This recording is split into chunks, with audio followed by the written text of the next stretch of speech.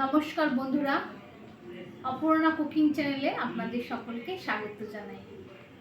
আগামীকাল রথ উপলক্ষে আমি একটা মিষ্টি বানাবো, যেটা পুরীর বিখ্যাত মিষ্টি। পুরীর বিখ্যাত হলো খাজা, আমরা সেটাকে জিভে গজাও বলে থাকি। তা খাজাটা আমি কিভাবে বানাই, আসুন তাহলে আমি কিভাবে করেছি আপনাদের দেখাচ্ছি। এখানে নিয়েছি ময়দা, বাটার, নুন, সাদা তেল, চিনি আর কর্নফ্লাওয়ার। আমি এখানে 1.5 বাটি মতন ময়দা নেব, মেপেই নিচ্ছি। 1 বাটি নিলাম আর 1/2 বাটি নেব। আপনারা ময়দাটা আপনাদের অনুযায়ী নেবেন, আপনারা যতটা নেবার।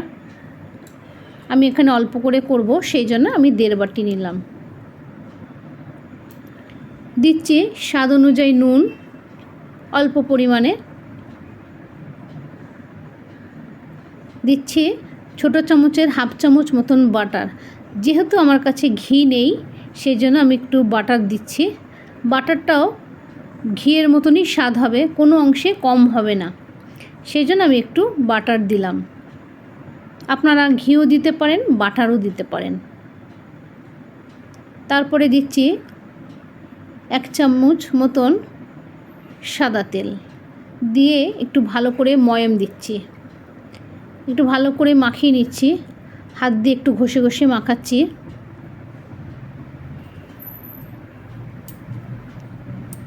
মনে হচ্ছে তেলটা আমার একটু কম হয়েছে, একটু শুকনো ঝরঝরা লাগছে।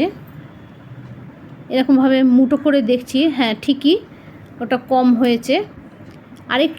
আরও 1 চামচ মতন আমাকে তেল দিতে হবে, সেজন্য আরও 1 টেবিল চামচ আমি তেল দিয়ে এবার ময়দাটাকে ভালো করে ময়াম করে নিচ্ছি। খুব সুন্দর করে অনেকক্ষণ ধরেই আমি ময়ামটা করছি। আপনারাও এইরকমভাবেই ময়ামটা সুন্দর করে করবেন, তাহলে রুটিটা খুব খাস্তা হবে। দেখুন আমি কতক্ষণ ধরে আমি ময়দাটা ময়াম দিলাম। এবার হাতে এরকম মুঠ করে দেখুন কত সুন্দরভাবে মুঠ হচ্ছে, আবার ভেঙে যাচ্ছে, তার মানে আমার ময়ামটা রেডি হয়ে গেছে। ময়দাটা এখন পুরো রেডি। আমি এখন অল্প অল্প করে জল দিয়ে একটা মিডিয়াম ডো বানাবো, খুব নরম না খুব শক্ত না, সেই জন্যে জলটা অল্প অল্প করে দেব। একবারে জলটা দেব না, অল্প অল্প করে জলটা দেব।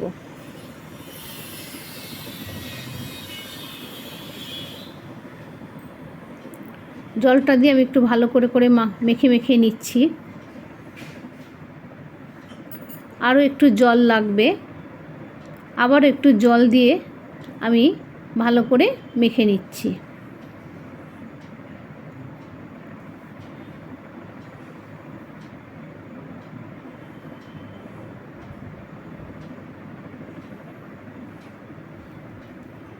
ডোটা আমার রেডি হয়ে গেছে, মিডিয়াম একটা ডো রেডি। এবার আমি একটা ঢাকনা দিয়ে ডোটাকে 5 মিনিটের জন্য রেস্টে রেখে দিলাম। একটা কড়াই বসিয়ে দিয়েছি, তার মধ্যে আমি 1 বাটি চিনি নিয়েছি, 1/2 বাটি মতন জল দিচ্ছি। আমি খুব বেশি সিরাপ করব না, যেহেতু আমার খাজাটা খুব অল্প, সেজন্য অল্প পরিমাণে সিরাপটা করব। আপনারা সিরাপটা আপনাদের খাজা অনুযায়ী করবেন। দিচ্ছি এখানে 4টে এলাচ একটু ফাটিয়ে দিচ্ছি, সুন্দর একটা গন্ধের জন্য এলাচটা দিলাম। এবার একটু আমি হাত দিয়ে দেখছি, একটু আটা আটা ভাব হলেই আমি নামিয়ে দেব। খুব বেশি ঘন করব না সিরাপটা। একটা প্লেটে আমি একটু কর্নফ্লাওয়ার নিলাম।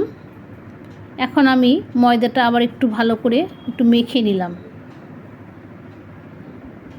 তারপরে আমি ময়দাটাকে ভালো করে মেখে ছোট ছোট লেচি কেটে নিলাম। আমি মোট 6টা লেচি কেটেছি, যেহেতু আমার ময়দার ডোর পরিমাণটা কম ছিল, সেই জন্য আমি ছোট ছোট 6টা লেচি কেটেছি।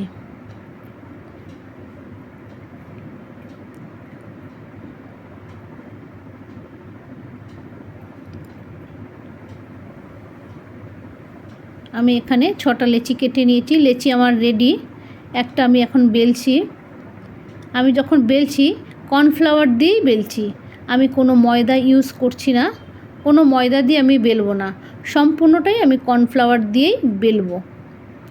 রুটিটা আমি বানাচ্ছি, আর রুটিটা একটু পাতলা টাইপেরই করব। আমার যেহেতু রুটির তক্তাটা ছোট, সেই জন্য রুটিগুলো খুব বেশি বড় হবে না, সেই কারণেই আমি লেচিগুলো ছোট ছোট করেছি। আপনাদের যদি রুটির তক্তাটা বড় থাকে তাহলে আপনারা একটু লেচিটা বড় করে নিতে পারেন। আমি এখানে রুটিটা সুন্দর করে গোল করে নিয়েছি, আর যথেষ্ট পাতলা করেই বেলেছি। রুটিটা যত পাতলা করবেন খাজার লেয়ারটাও তত মচমচা এবং পাতলা হবে।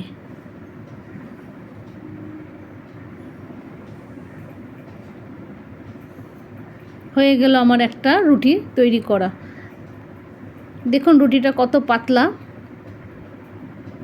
এইভাবে আমি 6টা রুটি বানিয়ে নেব।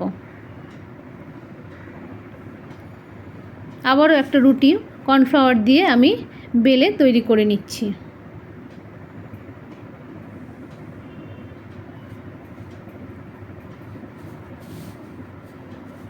হয়ে গেল আমার 6টা রুটি তৈরি করা। এইবার আমি একটা রুটি তক্তার মধ্যে রেখে একটু সাদা তেল রুটির উপরে ব্রাশ করে নিচ্ছি। চারিদিকে সুন্দর করে তেলটা লাগিয়ে দিচ্ছি ব্রাশের সাহায্যে। হাত দিয়েও দিতে পারেন আপনারা, আমার ব্রাশটা ছিল সেই জন্য আমি ব্রাশ দিয়ে লাগিয়ে নিচ্ছি। লাগানো হয়ে গেছে আমার চারিদিক সুন্দর করে তেলটা।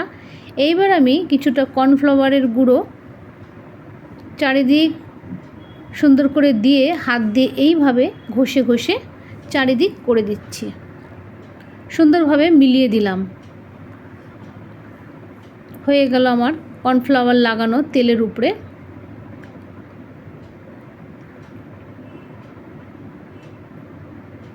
সুন্দর করে দিয়ে দিলাম। একটা রুটি আমার তৈরি।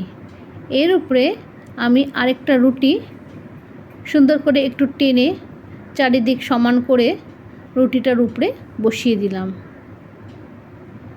আবারও আমি ব্রাশের সাহায্যে রুটিটার চারিদিকে সুন্দর করে পুরো রুটিটাই আমি একটু তেল ব্রাশ করে নিলাম। তারপরে আবারও একটু কর্নফ্লাওয়ার ছিটিয়ে চারিদিক সুন্দর করে একটু ঘষে ঘষে লাগিয়ে দিলাম। এইভাবে আমি 3টে রুটি পর পর পর পর সাজিয়ে নিলাম। আমি যেহেতু 6টা রুটি বানিয়েছি সেজন্য আমি 3টে করে জয়েন্ট করব। আপনারা বেশি রুটি হলে 5টাও দিতে পারেন, তাতে কোনো সমস্যা নেই। যেহেতু আমার 6টা রুটি সেই জন্য আমি 3টে করে করছি। আর আমি একটু ছোট সাইজের খাজাটা বানাবো বলে সেই জন্য আমি 3টে করে রুটি দিচ্ছি। তৈরি হয়ে গেল আমার সব কিছু। এখন আমি রুটিটা ভাঁজ দেব। কিভাবে ভাঁজ করছি একটু দেখেন। সুন্দর করে টাইট করে রুটিটা রোল করতে হবে।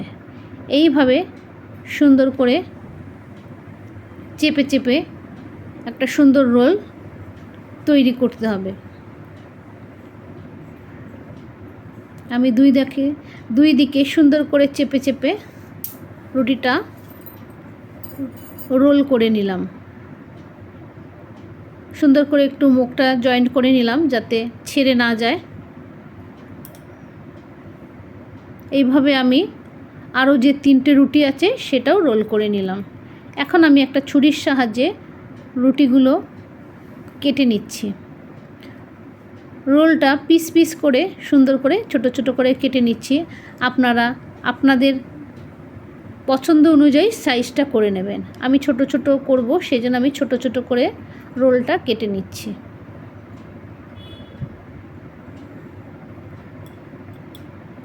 হয়ে গেল আমার।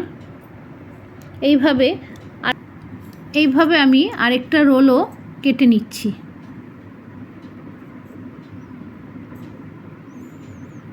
একইভাবে এবং একই মাপের আমি কেটে নিলাম।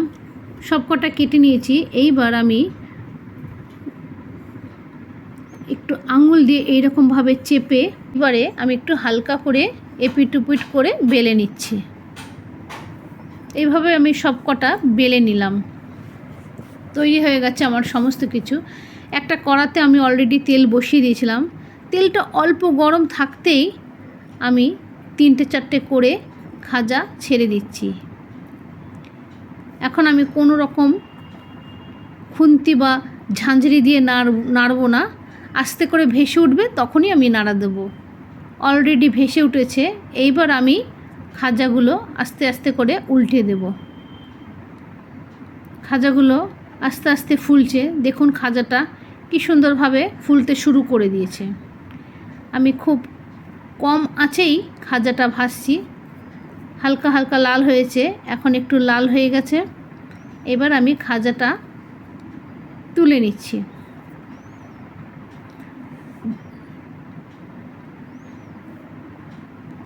খাজাগুলো চিনির শিরার মধ্যে দিয়েছি। শিরাটা আমার ঠান্ডা হয়ে গেছিলো, সেই জন্য আর একটু গরম করে নিয়েছি।